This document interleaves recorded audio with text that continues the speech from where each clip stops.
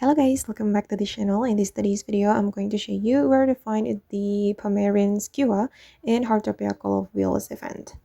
Okay, based on this information, we can find it at the flower field in any weather condition. So first, we're going to go to the flower field. You can track Fernie to make it easier to find this location. And then you're going to explore this area, guys, to find the Pomarine Skua. And this is one of the Call of Wheels event birds.